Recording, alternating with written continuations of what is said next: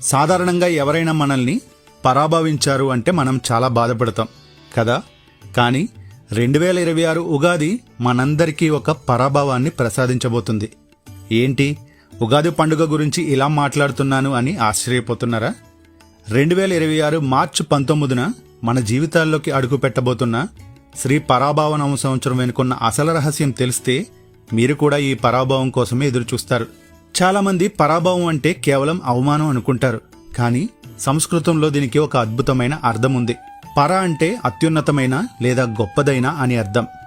భవ అంటే పుట్టుక లేదా స్థితి అని అర్థం.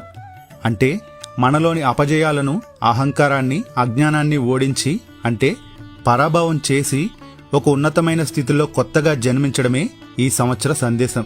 మనం పాత పద్ధతులను వదిలేసి కొత్త ఆలోచనలతో ముందుకు వెళ్ళడానికి ఇది ఒక గొప్ప సంకేతం. ఇక విశ్వావసు సంవత్సరంలో మనం ఎన్నో నేర్చుకున్నాం.